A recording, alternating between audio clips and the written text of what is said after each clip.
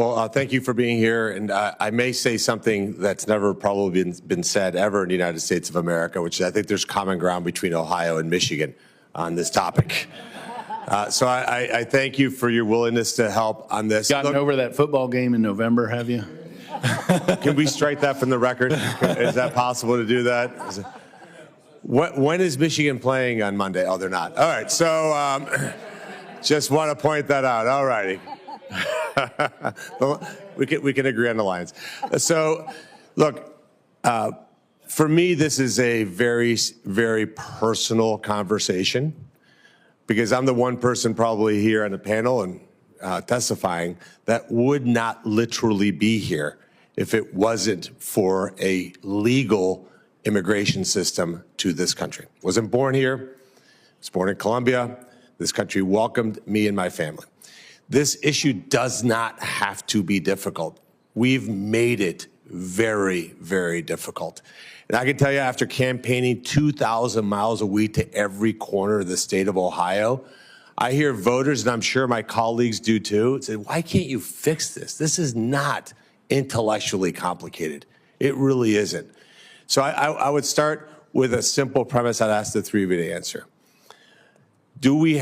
Should we have an immigration system that benefits the United States of America as the #1 criteria for any legal immigration? Yes or no?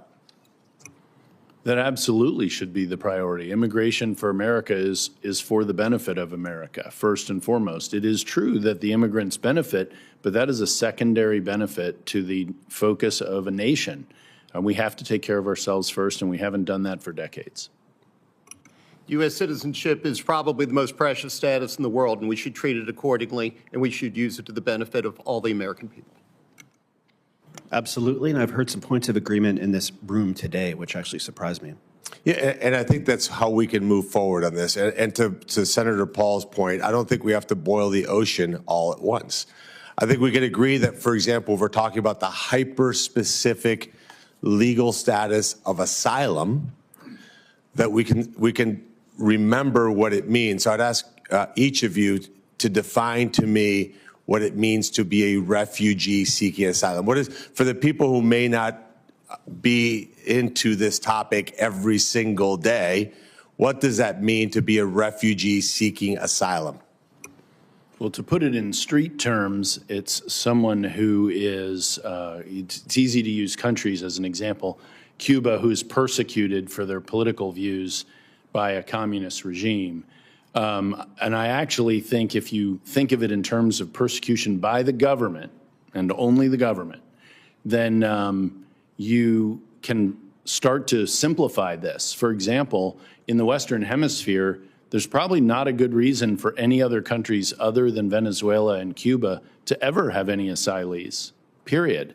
And so if you can't be an asylee from any of the other countries because it's not the 1980s in Central America or Colombia, for example, any longer, then you can streamline rather dramatically the Western Hemisphere piece of that equation.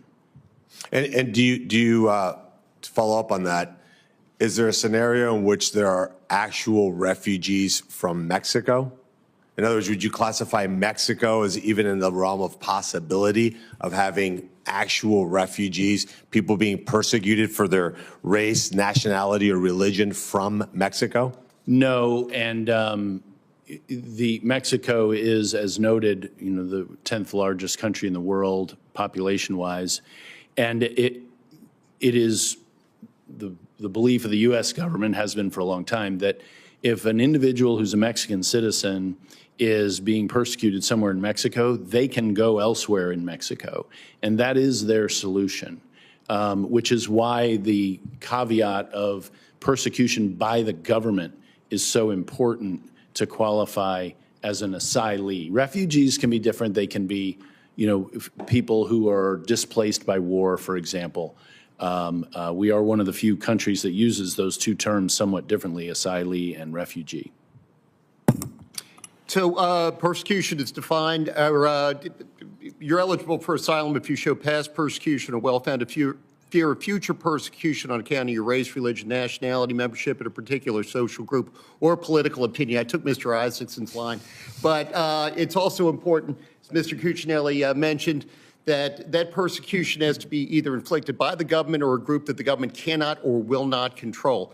When I was a judge, I heard asylum claims from Ireland, the United Kingdom, Germany, and Australia. So, yeah, I mean, there are definitely safe places in this world, and we probably need to work harder diplomatically to make those places safer so that people can return to them.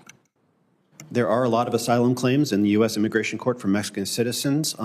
They do have a relatively low approval rating or grant rate, but it's not zero. Basically, the argument is usually the Mexican government cannot or will not protect them from organized crime or from whoever is discriminating against them.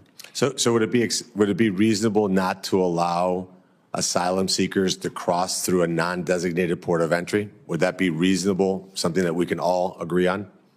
You mean, would it be reasonable to not accept asylum requests from people not coming through a legal port of entry? Correct. That would be eminently reasonable. It's unreasonable not to implement that sort of vetting.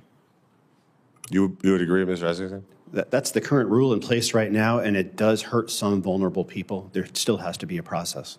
Okay. And the best part about it, Senator Moreno, very briefly, when we talked about the money paid to the cartels charge a peso to cross their territory and to help you get across the border illegally. If you come through the port, you take that money out of the cartel's pocket. One follow-on to Senator Moreno's question. He mentioned having a definition and having it be